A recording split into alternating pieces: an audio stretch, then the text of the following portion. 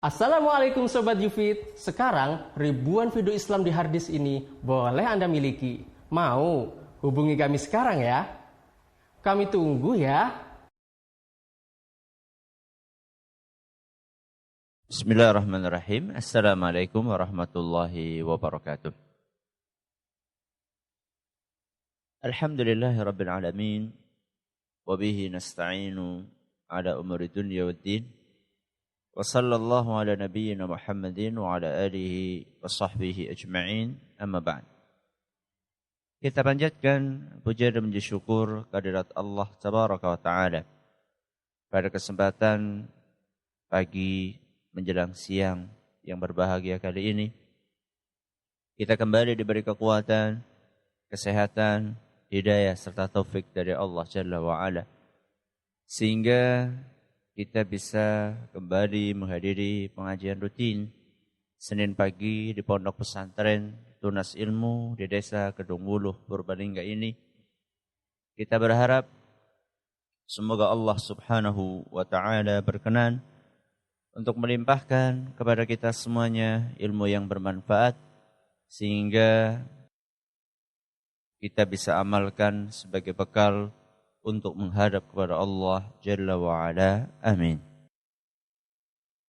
Salawat dan salam semoga senantiasa tercurahkan kepada junjungan kita Nabi besar Muhammad sallallahu alaihi wasallam, kepada keluarganya, sahabatnya, dan umatnya yang setia mengikuti tuntunannya hingga di akhir nanti.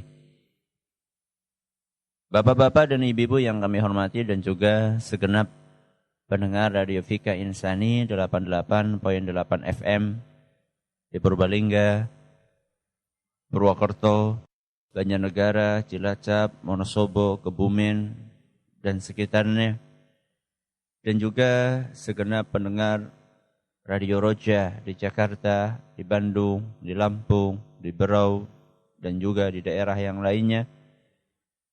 Para pendengar Radio Bas FM di Solotigo dan sekitarnya, Radio Al-Hikmah di Banyuwangi dan sekitarnya, Radio Kita di Cirebon dan sekitarnya, dan juga para pemirsa Yufid TV dan Roja TV yang semoga senantiasa dirahmati oleh Allah Azza wa Jalla. Alhamdulillah, kita bisa melanjutkan pembahasan tentang fikih pendidikan anak, memasuki silsilah nomor 98 dengan tema anak dan pendidikan seksual bagian yang pertama. Sering ketika kita mendengar kata seks, ada sebagian atau banyak di antara kita yang merasa tabu untuk memperbincangkan masalah ini. Padahal dorongan seksual yang ada di dalam diri manusia itu yang menciptakannya adalah Allah Azza wa Jalla. Yang menciptakan adanya dorongan seksual di dalam diri manusia adalah siapa? Allah. Kira-kira dorongan seksual itu adalah seputar ketertarikan laki-laki kepada wanita, atau sebaliknya, ketertarikan wanita kepada laki-laki. Dan itu adalah sesuatu yang wajar. Sesuatu yang wajar. Bahkan, kalau laki-laki tertarik sama laki-laki itu bahaya. Atau wanita tertarik dengan wanita itu bahaya. Justru, itu adalah kondisi yang tidak normal. Laki-laki tertarik wanita itu normal. Wanita tertarik laki-laki itu normal. Dan kenapa kok Allah Subhanahu wa taala menciptakan adanya ketertarikan kepada lawan jenis? Itu kan bawaan. Bawaan dari lahir. Kenapa Allah Subhanahu wa taala ciptakan perasaan itu di dalam diri manusia? Dan kita tahu persis bahwa setiap apa yang ditakdirkan Allah itu pasti ada hikmahnya.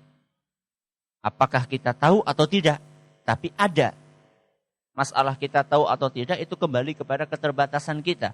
Tapi pasti ada hikmahnya.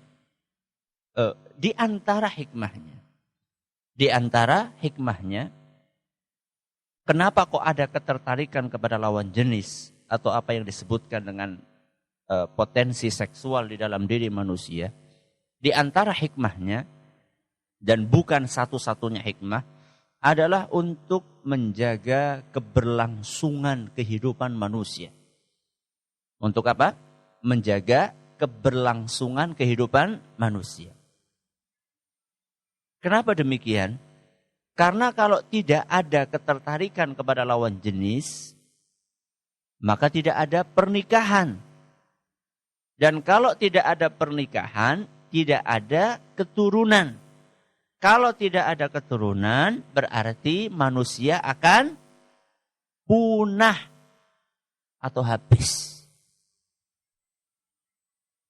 Kalau manusia habis, yang ngurusi bumi siapa? Ya. Yang akan berangkat ke masjid siapa? Yang akan ngurusi kurban siapa? Kalau bukan manusia. Masa kambing?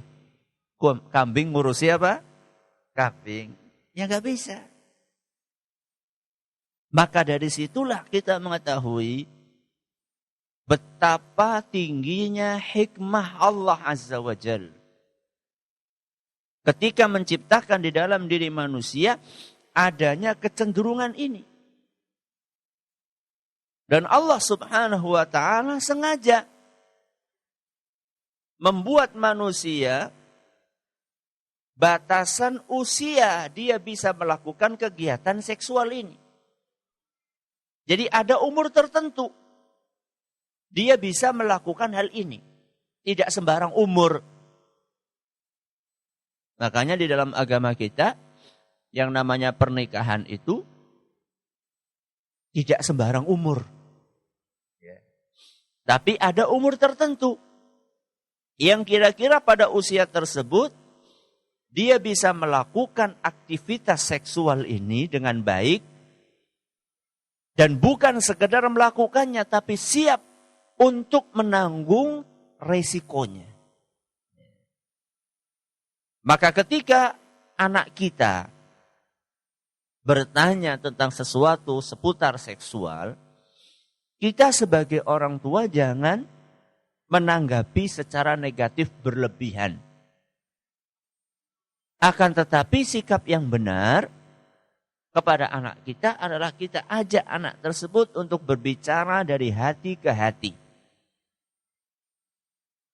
Kita jelaskan kepada anak kita bahwa adanya dorongan di dalam dirimu untuk suka kepada lawan jenis. Seandainya anak kita laki-laki berarti dia suka kepada siapa? Perempuan. Kalau seandainya anak kita perempuan maka dia suka kepada laki-laki. Kita katakan kepada anak kita, nak, itu adalah sesuatu yang manusiawi. Dan yang menciptakan perasaan itu di dalam diri kita adalah Allah. Akan tetapi nak, ya, perlu ada akan tetapinya. Akan tetapi nak, bahwa kecenderungan kepada lawan jenis itu tidak dilakukan secara asal-asalan. Atau tidak boleh diumbar tanpa aturan. Di dalam agama kita, kecenderungan seksual tadi diatur dengan aturan yang terbaik yang tidak ada di dalam aturan agama manapun. Adanya di dalam agama Islam. Nah, itulah yang seharusnya kita jelaskan kepada anak kita. Sambil anak kita jaga. Jangan sampai kecenderungan seksual tadi dipengaruhi oleh faktor-faktor luar yang membuat anak melakukan perilaku menyimpang. Contohnya bagaimana? Faktor luar. Film. Apa? Film. Maaf, film porno. Ya. Dan itu gampang diakses di zaman kita ini lewat sebuah benda yang kecil yang bisa dibawa kemana-mana. Apa? HP. Ini contoh faktor luar yang bisa membahayakan kecenderungan anak kita. Adanya ketertarikan kepada lawan jenis manusiawi. Tapi ketika dia didorong oleh faktor luar yang berbahaya, dia mulai bisa mengakses internet lewat HP-nya. Tanpa ada pengawasan dari siapa? Orang tuanya. Ada sebagian orang tua bersikap latah. Latah niku napa? Napa latah? Latah ya latah. Tiru-tiru. Nah, napa? Tiru-tiru. Ancane tuku HP sing apik, melu tuku HP sing apik. Ditakoni, "Kenapa kok beli HP yang bagus?" Ya, tiru-tiru. Nggak tahu apa manfaatnya, apa bahayanya, efek negatifnya apa, efek positifnya apa. Kemudian anak begitu saja dikasih HP tersebut. Bahkan orang tuanya pun tidak bisa membuka HP anaknya karena sama anaknya dikasih password. Ya.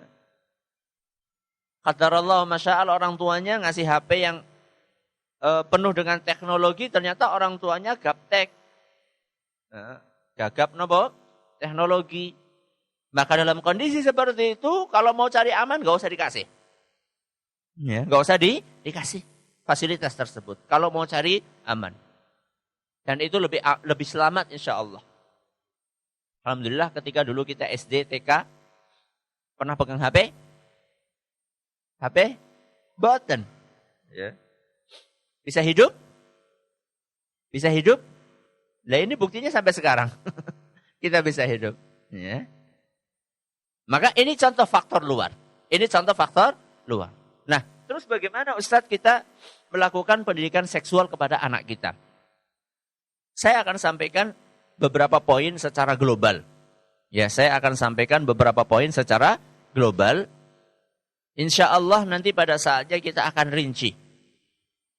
Insya Allah pada saatnya kita akan rinci. Terutama, ya, adalah poin yang pertama yaitu tentang adab meminta izin. Ini yang pertama. Yang pertama, seputar arahan global untuk membantu orang tua bisa melakukan edukasi yang benar tentang pendidikan seksual adalah mengajarkan kepada anak adab meminta izin. Kenapa? Mengajarkan kepada anak adab meminta izin. Salah satu etika yang diajarkan di dalam Islam untuk menghindari hal-hal yang tidak diinginkan, dan nanti kita akan terkagum-kagum ketika kita mengetahui betapa detil dan hati-hatinya ajaran Islam, adalah adab minta izin. Apa yang dimaksud dengan adab minta izin? Ketika anak mau masuk kamar orang tuanya. Kan kita di rumah kan ada kamar bapak dan ibu, ada kamar siapa? Kakak, ada kamar adik, ada kamar pembantu, ya, ada kamar nenek, kakek, gitu ya. Kita masing-masing, terutama mereka yang mungkin di rumahnya memiliki ruang-ruang, ya, karena mungkin ada sebagian orang yang tidak punya ruang seperti itu, dan kalau memang itu karena keterbatasan ekonomi, ya mudah-mudahan tidak mengapa sambil berusaha hati-hati di dalam berperilaku. Nah, ketika anak mau masuk kamar orang tuanya atau masuk kepada kamar kakaknya, kakaknya perempuan, dia laki-laki, atau masuk kepada rumah orang lain, apalagi rumah orang lain, ya. Karena kamarnya orang tua itu kan masih dalam satu rumah, kamarnya kakak masih dalam satu rumah, apalagi rumah orang lain. Ketika anak mau masuk kamarnya orang tua atau kamarnya saudara, atau rumah orang lain, maka harus dimulai dengan salam. Seyogyanya dimulai dengan salam, lalu baru minta izin masuk. Jadi ada dua. Ada salam dengan nomor minta izin. Dan itu dua hal yang berbeda. Karena belum tentu orang yang salam itu boleh masuk. Ya, ini harus dipahami. Salam masalah, ya, salam adalah sebuah etika Dan minta izin adalah etika yang lainnya, yang berbeda. Terus bagaimana caranya Ustaz? Caranya salam dulu. Assalamualaikum. Dijawab atau tidak? Ya, kalau seandainya dijawab, Waalaikumsalam misalnya. Waalaikumsalam warahmatullah misalnya. Atau ternyata yang kedua baru dijawab. Atau yang ketiga ternyata nggak dijawab. 1, 2, 3. Etikanya di dalam agama kita kalau 3 kali salam nopo? Nggak dijawab maka dipersilahkan untuk pulang. Ya. Waduh Ustaz, saya dari Jawa datang ke Sumatera Ustaz. Saya 3 kali salam langsung pulang Ustaz. Ya lihat situasi dan kondisi. Ya. Anda bisa nunggu mungkin di situ sampai orangnya pulang. Karena mungkin 3 kali salam karena orangnya nggak ada di rumah itu kan bisa saja. Ya. Apalagi perjalanan jauh dari Jawa kemana? Ke Sumatera itu ya tidak sesaklek itu dalam tanda kutip. Nah, ketika Anda mengucapkan salam, Assalamualaikum, kemudian dijawab Waalaikumsalam, maka saat itu baru Anda minta izin. Ya. Boleh nggak saya masuk? Atau dari pihak tuan rumah itu membukakan pintu. Pihak pemilik kamar membukakan pintu. Assalamualaikum, waalaikumsalam, pintunya dibuka. Ketika pemilik rumah atau pemilik kamar itu mempersilahkan Anda untuk masuk, baru saat itu kita boleh masuk. Dan ini adab membedakan antara salam dengan minta izin itu dijelaskan oleh Allah dalam Al-Quran surat An-Nur ayat 27. Surat apa? An-Nur ayat 27. Dan insya Allah ayat ini akan kita bawakan nanti ketika pembahasan rinci. Ini baru global saja. Ini baru global. Nah, kenapa kok di dalam Islam itu dianjurkan atau diajarkan etika salam dan meminta izin? Salah satu tujuannya adalah untuk menjaga nopo? Pandangan mata. Maaf orang tua ketika di kamar itu apa yo pakaiannya rapet. Rapet nopo mboten? Ya mboten lah. Ya. Ibu-ibu ya ketika di dalam kamar kan pakaiannya ya bukan pakaian yang lengkap gitu ya. Kadang maaf cuma pakai daster kadang-kadang dan dasternya juga mungkin bukan daster yang sampai bawah, mungkin hanya sedikit di bawah lutut misalnya. Di kamar kok. Nah, bukan di mana? Bukan di luar. Sehingga mau tidak mau berarti kan auratnya akan kelihatan. Ya. Sedangkan anak kita, seandainya laki-laki, anak kita, dia sudah mulai paham tentang aurat. Ketika dia melihat aurat orang tuanya terbuka, itu bisa berpengaruh kepada perkembangan kecenderungan seksual anak kita. Walaupun itu tidak disengaja. Ya. Mana ada orang tua yang sengaja membuka nopo? Membuka aurat? Tidak ada. Rasulullah Sallallahu Alaihi Wasallam bersabda dalam sebuah hadis yang diriwayatkan oleh Imam Bukhari dan Muslim, Innama ju'ilal isti'dzanu min ajlil basar. Sesungguhnya meminta izin itu diberlakukan. Jadi harus minta izin dalam rangka untuk menjaga pandangan mata. Jadi kenapa kok kita nggak boleh asal bludas-bludus masuk ke rumahnya orang, masuk ke kamar orang. Itu adalah untuk menjaga pandangan. Apa jadinya coba kalau misalnya kita masuk kamar kakak kita.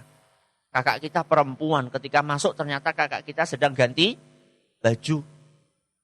Ya, tanpa minta izin, tanpa salam, blus. Apa yang terjadi? Ya. Kan gak sengaja Ustadz. Loh, itu yang dihindari dalam agama kita. Sampai pandangan mata yang tidak disengaja pun oleh agama kita itu dihindari. Kenapa? Karena khawatir menimbulkan efek negatif. Bagaimana anak kita pandangan matanya itu dijaga semaksimal mungkin. Ya. Kalau seandainya di rumah saja kita tidak bisa menjaga pandangan mata kita, apalagi ketika anak kita keluar dari rumah. Ya. Maka kita jangan banyak mengeluh ketika melihat, oh anak saya kok kayak gini ya. Anda bagaimana di rumah Anda? Apakah Anda sudah maksimal untuk menjaga aurat Anda sendiri di hadapan anak kita, di hadapan anak Anda, atau belum? Ya. Maka ini yang pertama. Ya, yang pertama adalah ajarkan kepada anak adab minta nomor, minta izin. Nah, yang kedua, biasakan anak untuk menundukkan pandangan mata. Biasakan anak untuk menundukkan apa? Pandangan mata. Kalau tadi kita katakan adab minta izin itu salah satu hikmahnya adalah untuk menjaga pandangan. Pandangan yang tidak sengaja. Ya, tahu-tahu masuk ke kamar, orang tua sedang pakaiannya tidak lengkap misalnya. Atau orang tua sedang ganti baju, atau kakaknya sedang ganti baju. Itu kan tidak sengaja. Yang tidak sengaja saja dihindarkan. Apalagi yang sengaja. Makanya di dalam agama kita diajarkan untuk menundukkan pandangan mata. Ketika kita bicara menundukkan pandangan mata, itu maksudnya menundukkan pandangan mata dari apa? Maksudnya matanya ini dijaga dari apa? Ya bukan ngobrol sesama laki-laki dijaga pandangannya, atau lagi baca Al-Quran. Aduh, saya harus menundukkan pandangan mata dari Al-Quran. Yo ngantuk namanya itu. Nah, ketika kita bicara menundukkan pandangan mata, itu maksudnya adalah dari hal-hal yang haram. Ya. Menjaga pandangan mata dari sesuatu yang haram. Contohnya, ya, laki-laki melihat wanita yang bukan apa? Mahramnya. Ya. Wanita melihat laki-laki yang bukan mahramnya dengan syahwat, ya. Ini harus dihindari. Harus dihindari semaksimal mungkin. Ya. Makanya Allah Subhanahu wa taala berfirman, dan aturan ini berlaku buat laki-laki maupun buat perempuan. Allah Subhanahu wa taala berfirman, "Qul lil mu'minina yaghuddu min absarihim." Katakanlah kepada kaum mukminin, laki-laki atau perempuan? Laki-laki, nanti akan datang ayat berikutnya tentang perempuan. Qul lil mu'minina yaghuddu min absarihim. Katakanlah kepada kaum mukminin, hendaklah mereka menundukkan pandangannya. Wa yahfadhu furujahum, dan memelihara kemaluannya. Apa hubungan antara pandangan mata dengan kemaluan? Apa hubungan? Ada hubungannya enggak? Kemaluan dengan pandangan? Ada. Ya, nyetrum. Pandangan mata itu nyetrum ke bawah. Ya.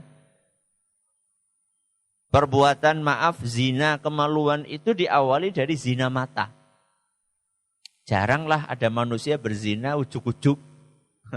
Kalau tidak ada, ya, pandangan mata pertama. Ya.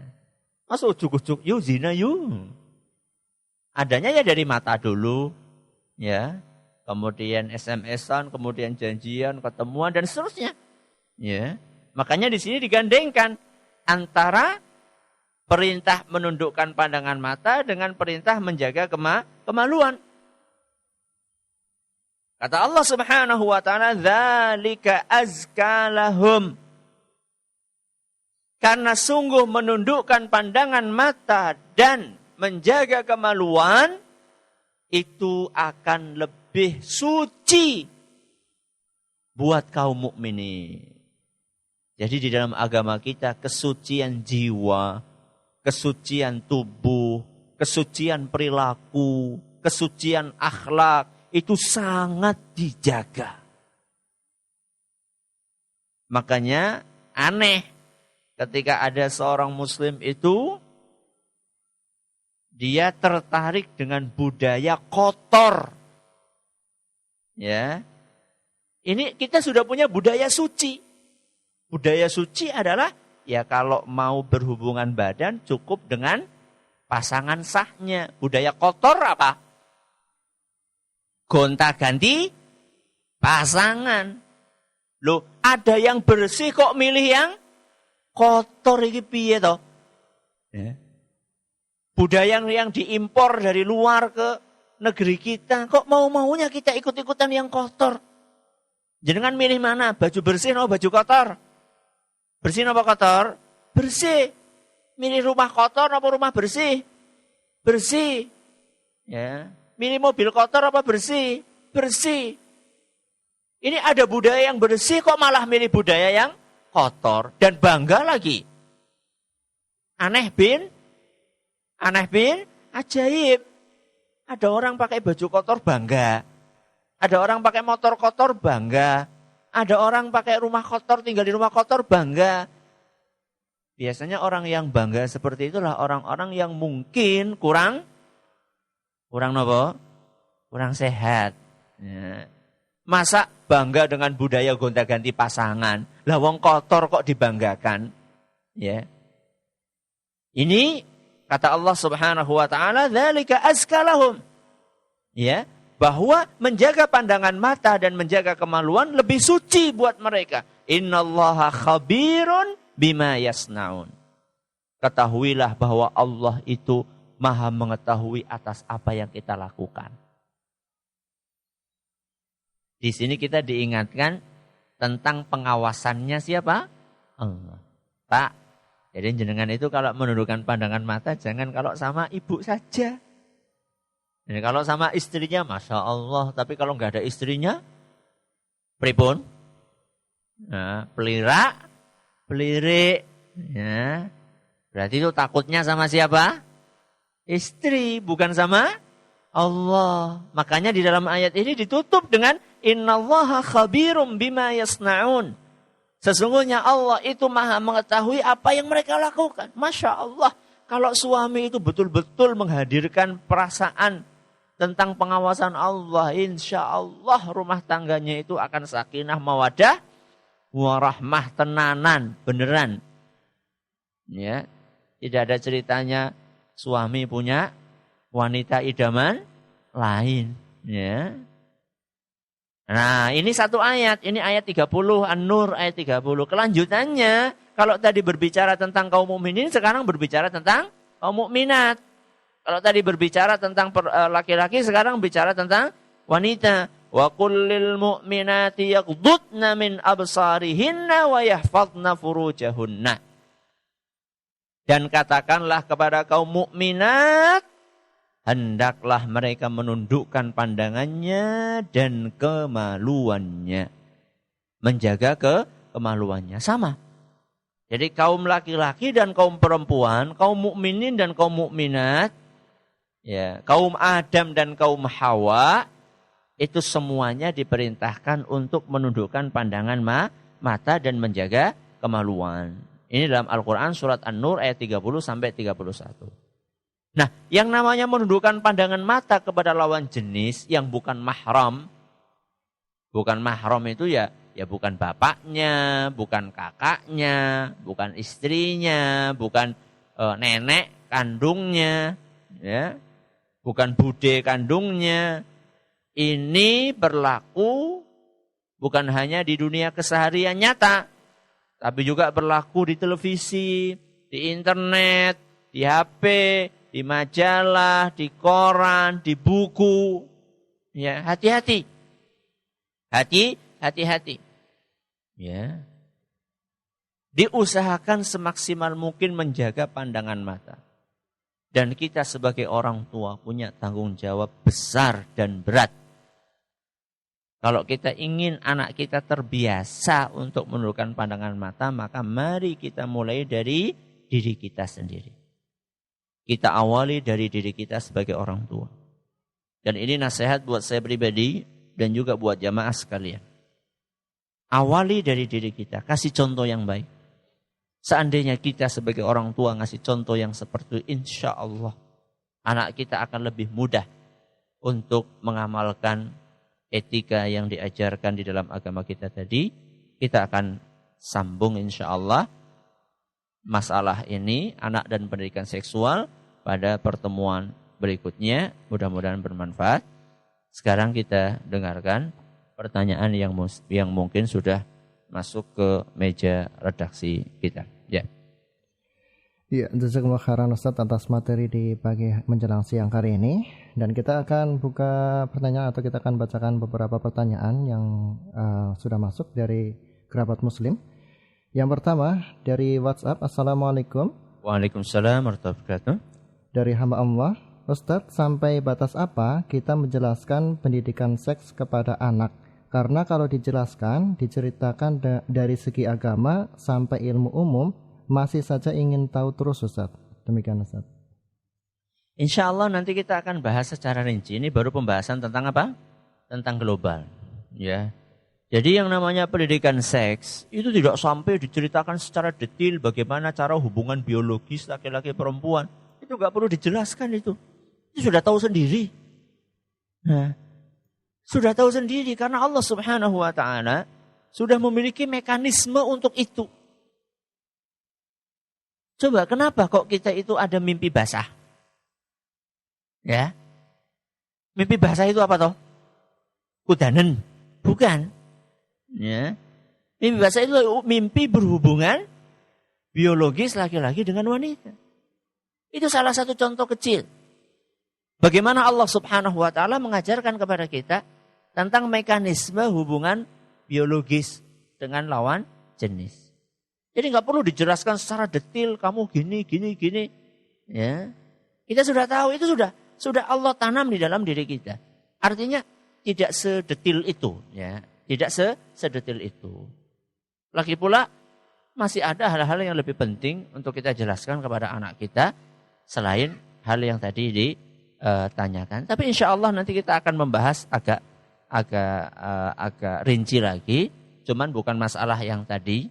Ya, bukan masalah bagaimana cara berhubungan biologis dan seterusnya. Ya, bukan masalah itu. Dan itu pun kalaupun dibahas oleh para ulama kita, seandainya itu pun dibahas oleh para ulama kita, maka dibahas dalam skup yang terbatas. Ya, skup yang terbatas untuk orang-orang yang terbatas yang akan melakukan pernikahan misalnya. Masih anak SD sudah dijelasin kayak gitu buat apa? Ya, apa manfaat yang didapatkan? Apa manfaat yang didapatkan kecuali hanya membuat anak itu tersibukkan untuk memikir sesuatu yang belum saatnya untuk dipikir. Ya, mudah-mudahan bermanfaat. Ya. Ya, terima kasih Ustaz. Jazakumullah khairan. Berikutnya pertanyaan dari Pak Ahmad yang ada di Banyumas. Assalamualaikum Ustaz. Waalaikumsalam. Silakan. Usia berapa anak dipisah dari tempat tidur orang tua Ustaz? Anak saya sudah 9 tahun masih tidur bersama dengan orang tua. Mohon pencerahannya Ustaz. Ini termasuk pembahasan detail insya Allah. Ya, ini termasuk pembahasan detail nanti kita akan jelaskan pada pertemuan berikutnya bahwa ada usia-usia tertentu. Ya, kalau usia 9 tahun ya sebaiknya sudah mulai dilatih untuk apa? Untuk dipisah. Ya, untuk dipisah. Ya memang butuh latihan dan itu bisa disiasati ya. Kalau memang anak masih kesulitan bisa disiasati kalau anaknya laki-laki tidurnya ditemani oleh bapaknya dulu. Ya itu yang kami lakukan dengan anak-anak kami. Nah, jadi bapaknya sing ngalai. Bapaknya yang ngalai nemeni anak laki-laki karena kata Allah anak saya kan laki-laki semua, 4-4-nya laki-laki semua. Jadi ya bapaknya sing kudu ngalai. Ya, karena awalnya dia belum bisa untuk tidur sendirian, maka kita bapaknya yang ngalahin nemeni. Lagi pula kalau anak biasanya kalau umurnya deket gitu, nggak ditemeni itu biasanya malah ribut sendiri, mainan, nggak tidur ya. Akhirnya kita yang berusaha untuk berkorban untuk menemani. Itu bisa disertai seperti itu dan insya Allah nanti kita akan bahas pada pertemuan berikutnya tentang masalah memisahkan anak dalam saat tidur dari orang tuanya. Dan juga bukan dari orang tuanya saja, juga dari siapa? Dari kakaknya, saudaranya yang berbeda jenis kelaminnya. Ya. Iya, terima kasih Ustaz. Jazakumullah khairan. Yang selanjutnya kita akan dengarkan pertanyaan dari pendengar Radio Roja. Silahkan. Nah, Ustaz barakallahu fiik wa jazakallahu khairan. Pertanyaan dari pendengar Radio Roja dari Abdullah di Jakarta yang bertanya, Ustaz, berapa batasan usia anak yang sudah tidak boleh melihat aurat orang tuanya? Syukran jazakallahu khairan. Silakan Ustaz. Ketika anak sudah mulai memahami yang namanya aurat. Ketika anak sudah mulai memahami yang namanya aurat. Dan itu bisa jadi dari satu zaman ke zaman yang lain berbeda. Kalau di zaman kita ini termasuk cepat. Ya, termasuk cepat. Ya, karena tadi perkembangan teknologi yang kurang dibarengi dengan edukasi yang benar dari orang tua. Maka ketika anak sudah mulai tahu aurat, maka disinilah peran orang tua untuk menjaga auratnya baik-baik. Dan orang tua berhak, ibu terutama, berhak untuk mengunci pintu.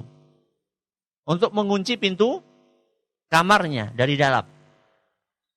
Ya, ketika dia dalam keadaan tidur misalnya, makanya nanti kita akan jelaskan dalam detail adab minta izin, kapan-kapan yang anak itu harus minta izin. Kapan dianjurkan, kapan harus. Di antaranya adalah ketika waktunya istirahat. Ya, ketika waktunya istirahat. Karena biasanya ketika istirahat, kita tidak sadar ketika tidur, mungkin aurat kita terbuka. Maka tidak apa-apa pada saat itu kita kunci. Supaya anak tidak bludus asal masuk, tahu-tahu, maaf, mungkin auratnya ibunya itu tersingkap. Ya, dan itu jangan dianggap sesuatu yang biasa. Ya, karena berbahaya. Karena berbahaya kalau dibiarkan terus-terusan demikian. Ya, silahkan.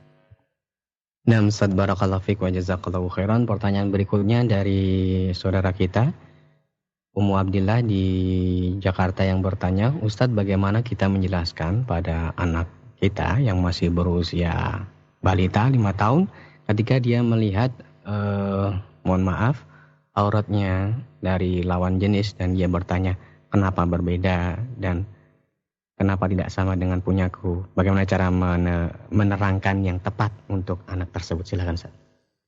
Kalau tidak sengaja, dan jangan disengaja. Kalau tidak sengaja, misalnya pas lagi ada tamu misalnya, dia lagi ganti popok misalnya, ganti popok anaknya di situ misalnya.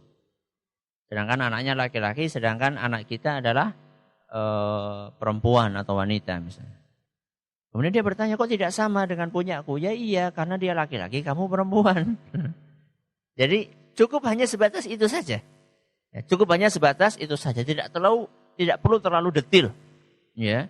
Dan itu saya pikir anak-anak itu membutuhkan jawaban sesuai dengan kadar otaknya. Jadi jawaban yang diberikan kepada anak dengan jawaban yang diberikan kepada remaja, kemudian jawaban yang diberikan kepada dewasa, itu kan tidak sama. Walaupun intinya sama, akan tetapi kualitas jawabannya berbeda-beda. Untuk anak itu cukup simpel jawabannya. Dan biasanya anak usia segitu dijawab dengan jawaban yang simpel, dia langsung, oh iya. Kan memang itu masuk akal sekali. Kok beda punya dia dengan punya saya? Ya beda, karena kamu laki-laki, dia perempuan. Atau sebaliknya, karena kamu perempuan, dia laki-laki. Selesai. Tidak perlu dijelaskan terlalu detail. Kalau misalnya anak itu tetap, loh kenapa kok berbeda laki-laki perempuan? Anda bisa katakan ini Allah Subhanahu wa Ta'ala yang membedakan. Ya. Maka ini jawaban-jawaban global seperti ini insya Allah cukup untuk memberikan kepuasan buat anak-anak kita. Dan kalau bisa dihindari yang seperti itu. Ya, kesempatan untuk melihat aurat lawan jenis kalau bisa dihindari. Ya. Iya, terima kasih Ustaz dan juga Radio Roja jazakumullah khairan. Yang selanjutnya kita akan dengarkan pertanyaan dari pendengar Radio Bas FM Salatiga. Silakan. Nah, syukron atas kesempatan yang telah diberikan. Dari Radio Bas FM Salatiga ada pertanyaan dari hamba Allah. Assalamualaikum warahmatullahi wabarakatuh. Ustaz. Waalaikumsalam warahmatullahi wabarakatuh. Ustaz, anak saya sudah mulai mengenal serasa suka dengan lawan jenis. Bagaimana cara saya untuk mengedukasi pada anak saya, dan anak saya ini adalah seorang wanita atau seorang putri, di mana ia sekarang sudah sering kemana-mana bersama dengan rekan-rekan laki yang lain. Silahkan Ustaz.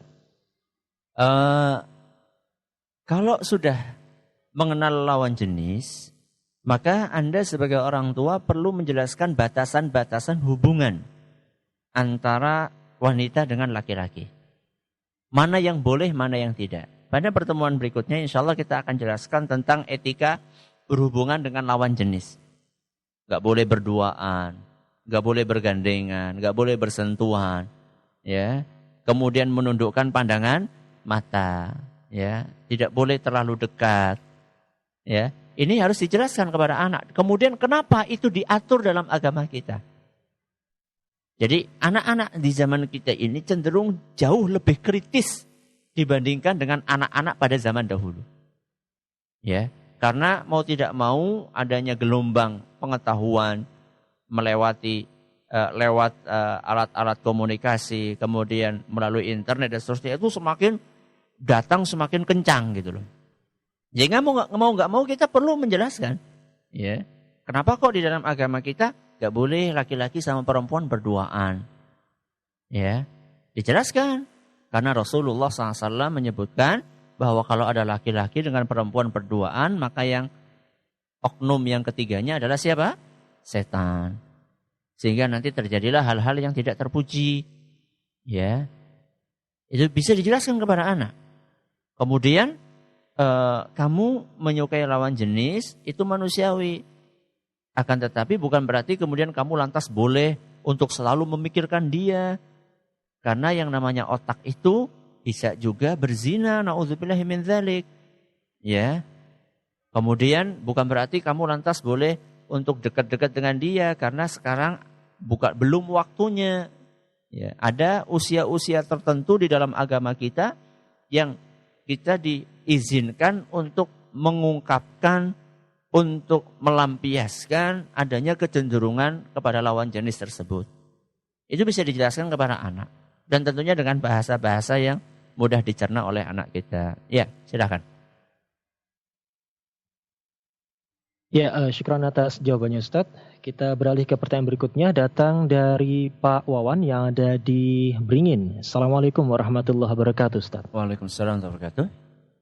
Ustaz, saya merasa bingung ketika anak saya laki-laki ini lebih suka atau lebih digandrungi oleh anak wanita dan mereka seakan-akan tertarik dengan anak saya. Anak saya sekarang sedang duduk di bangku SMA kelas 2. Di mana saya merasa takut ketika nanti akan ada pergaulan yang tidak benar dan mohon solusinya. Silakan Ustaz. Solusinya adalah Anda perlu memupuk keimanan anak Anda dan terutama Anda sendiri.